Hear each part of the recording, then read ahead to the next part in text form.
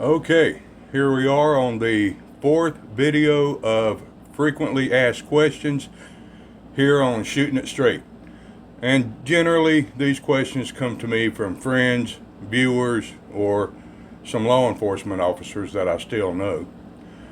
So let's get right down to it. I'm going to try to make this very quick. Number one question is, some people say never look down when holstering, and other people say it's okay to look down when holstering. What do you think? Well, it is it's simple. That's what it is, really. Now, it's true you should never take your eyes off of a threat. We all know that.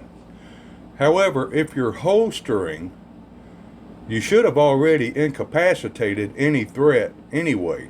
Otherwise, you shouldn't be holstering. You should be shooting. I mean, right? What I'm saying here is that it's fine to look down when holstering, because you shouldn't have a threat to deal with at that point anyway. Your man should be down and totally neutralized before you put that gun away. Period.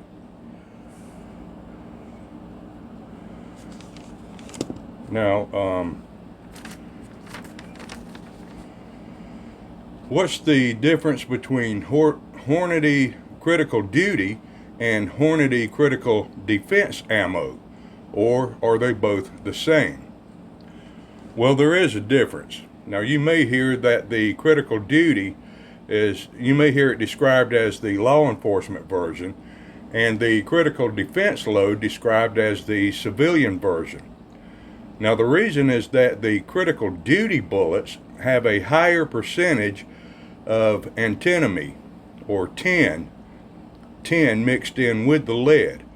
Now, this makes the bullet harder, which is better for barrier penetration, that cops need. Now, because that bullet is harder, it might not expand as much as the critical defense version, which is aimed towards the civilian market, right? That's the difference.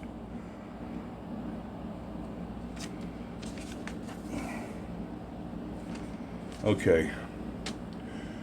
What causes primer drag, and should I be concerned? Well, primer drag is when the firing pin nose drags on the primer, and that creates an elongated dent as opposed to the usual single dot in the middle of the primer. Now, there's several factors that can play a role in this. What is happening in most cases is that the breech is unlocking too soon before the firing pin nose has a chance to spring back into its channel. So the nose is still in contact with the primer. All right. When the barrel begins to tip down, the nose of the firing pin makes that elongated dent in the primer. And I'll try to demonstrate it with this. Okay.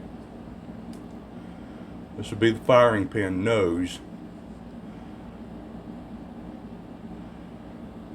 When the firing pin strikes that primer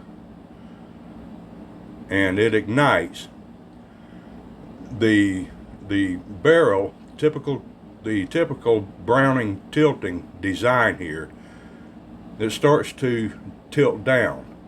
That firing pin nose is still in contact with that primer, and as it's tipping down, that nose is dragging on that primer, making that elongated dent, making that tail on there. So it's going down. It hasn't had the chance to bounce back into the firing pin channel yet. All right. So that's what's happening with that.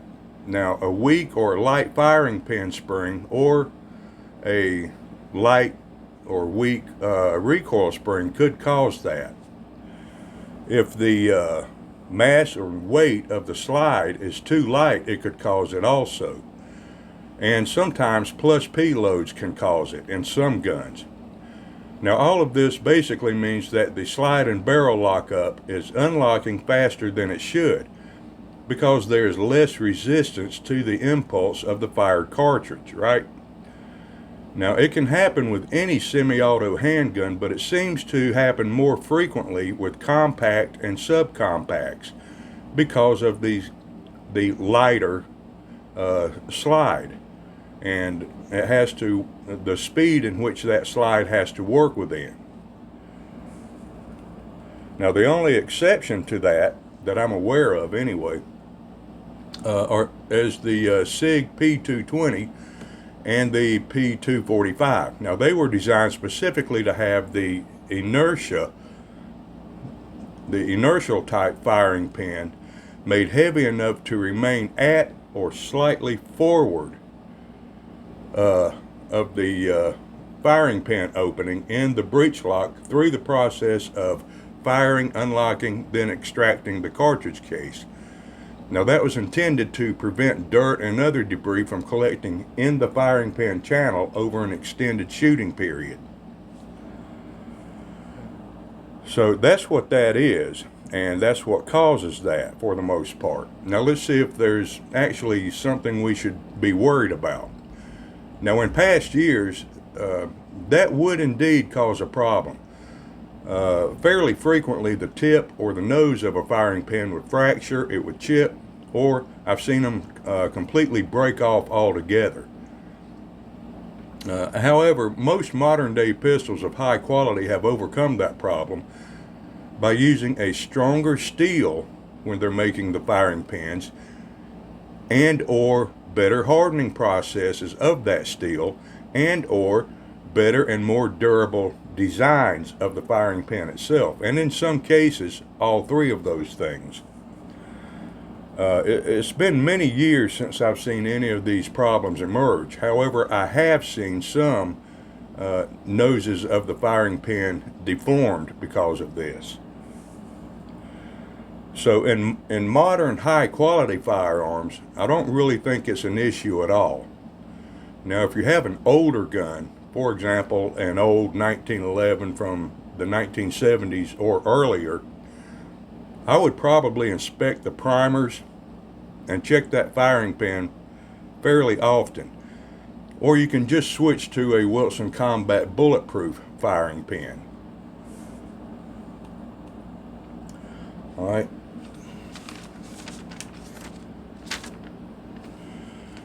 Alright, number 4, what do you think of constitutional carry, and do you recommend carrying concealed or open? Well, I'm not going to recommend that you do either one of those. That's up to you and your state.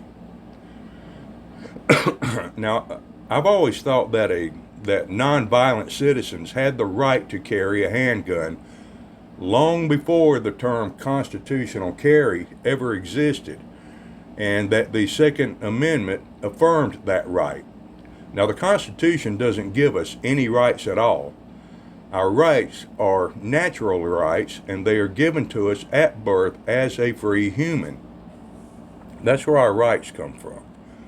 Our Second Amendment simply guarantees that the government will not hinder our natural rights. In fact, the entire Bill of Rights is about protecting our natural rights from government control.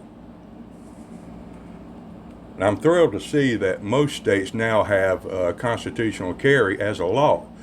And I hope to see my state adopt it this session, but I'm doubtful on that. They've tried several times and it never passes.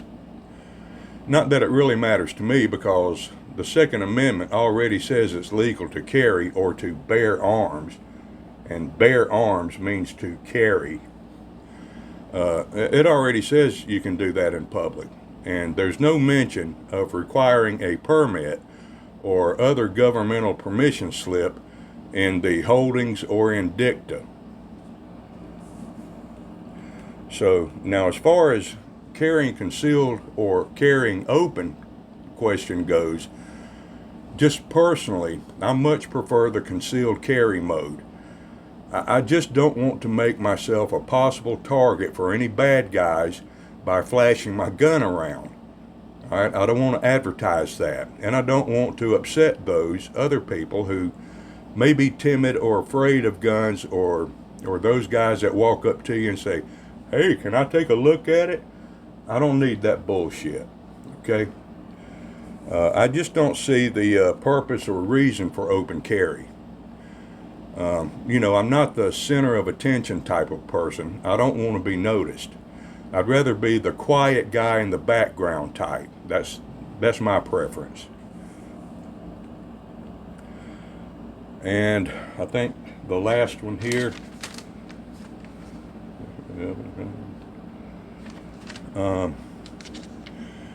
If you could give just one bit of advice to new concealed carriers, what would it be? Okay, well, that's easy. Do yourself two major favors. One, never make decisions and choices relating to self-defense based on the popularity polls. All right? Popularity rarely has any merit anyway. Don't worry about what's popular or what's cool or what everyone else is doing or saying. Just always go the simple, logical route and follow the lessons that have already been proven to work in real private citizen gunfights, not in military battles or SWAT unit engagements. All right, don't be a follower, be a thinker.